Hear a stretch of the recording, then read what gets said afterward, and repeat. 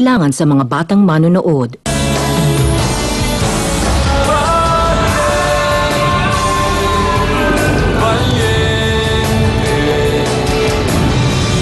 Ayaw niyo kasing maniwala sa akin. Kaya nangyayari to sa atin ngayon ay dahil si Gardo at si Nicolas ay isa. Will you stop? No, I'm not gonna stop. That Nicolas guy is planning something bad. He's buying out all our properties and businesses. Bago ko ibigay sa'yo yung hinihingi mo, yung perang inuutang mo sa akin, ang gusto ko, hanapin mo yung totoong pumatay kay Don Luis. Hanggat may bragansang buhay sa mundo, hindi maaaring mabuhay ng ligtas ang isang balyante. Pwede akong bumalik dito para pag-usapan naman yung inaalok ko sa yung 40% share ng company. Sana lang may isagawa nyo kaagad yan. Dahil sa oras na dumaan na naman kayo sa isa pang krisis, hindi lang ang Braganza Group of Companies ang may bibenta ninyo. Ano pang bibilin sa inyo? Kung ubus na ang assets ng kumpanyang binibenta ninyo. Gardo. Hindi na ako si Gardo. Nicolas Vallejo. Yun ang pangalan ko. Kung ganon, Mr. Nicolas Vallejo, hindi mo na rin ako pwedeng tawaging Itay. Dahil si Gardo Valiente lang ang anak ko. Hindi naman si Gardo yung makakatuluyan ko. Kaya pwede ba maging happy ka naman para sa akin? Napakawalang kwentang babae niyan si Myla. Napakababaw magmahal. Paano mo naman nasabi? Nawala lang ako na sandali. Humanap na ng kapalit ko. At hindi lang kapalit ko. Humanap pa siya na mapapakasalan niya. Hindi mo naman siya masisisi, di ba? Di ba namatay ka?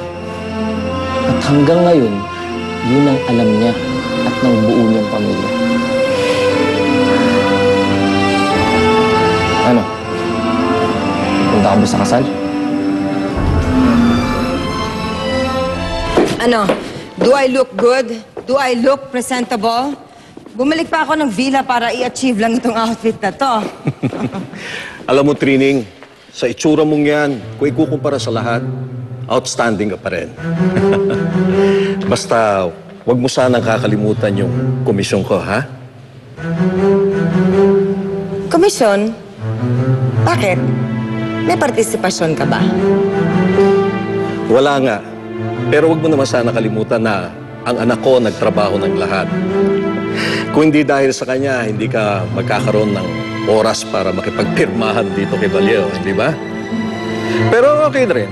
Kung sakaling ayaw mo akong bigyan ng komisyon, ayos lang sa akin yan.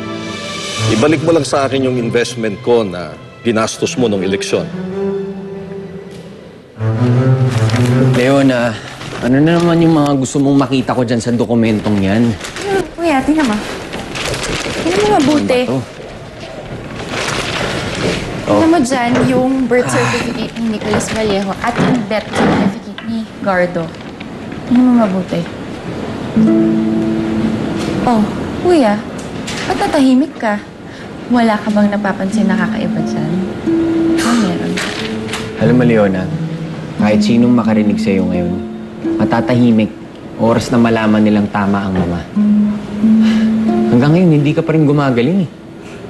Kita mo naman, ultimong mga simpleng coincidences, binibigyan mo ng ibang kahulugan.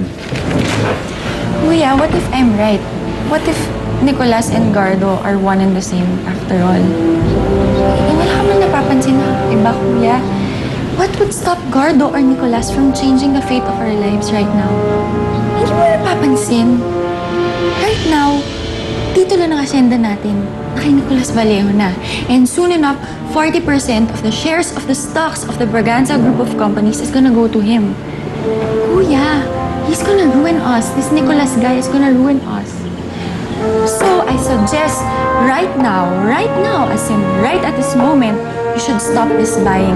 You should stop this negotiation of buying because this guy, Nicolas, is gonna ruin us. He's gonna ruin our family because he's Gardo. You have to believe me. You have to trust me, Kuya. Han? Hi. Hi, Han. Ikaw, umamin ka nga sa akin. May ginawa ka bang kasalanan? At ang dami mo pinadalang red roses, oh.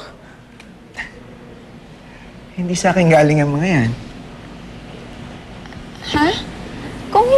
Kung hindi galing sa'yo, kanino? At saka, bakit ang dami? Ewan ko. Tingnan natin, baka may nakasulat dyan. Ha?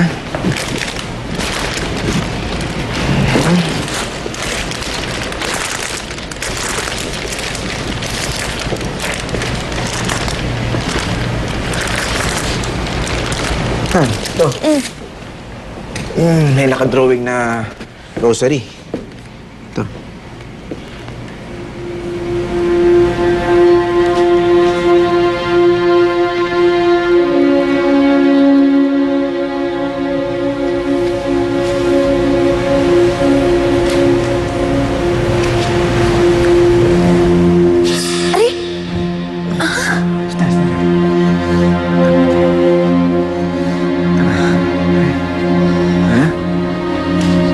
Bakit ganun?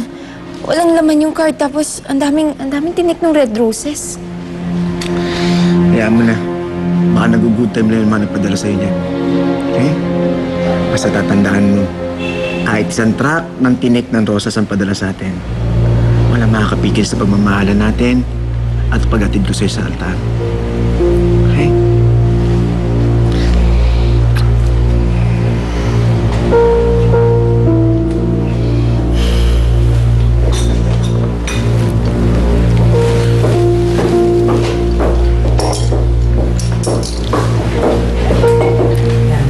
Thank you.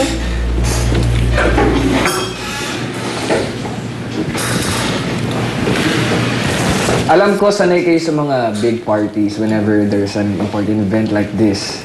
Pero huwag kayong mag-alala. As soon as maging okay ang lahat, to celebrate the turnover, we will have a very elaborate party. What if Nicolas and Gardo are one and the same after all? What would stop Gardo or Nicolas from changing the fate of our lives right now? Kayo na ba? Pirma mo na. We should stop this negotiation of buying because this guy, Nicolas, is gonna ruin us. He's gonna ruin our family because he's Gardo. Kayo, ano ba? Pag hinihintay mo, pirmahan mo na.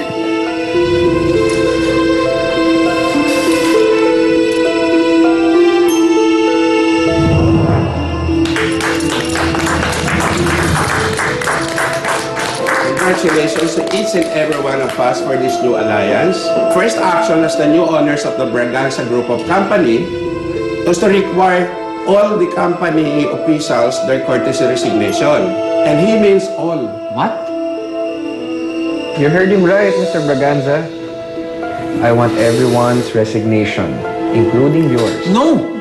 You can't do this!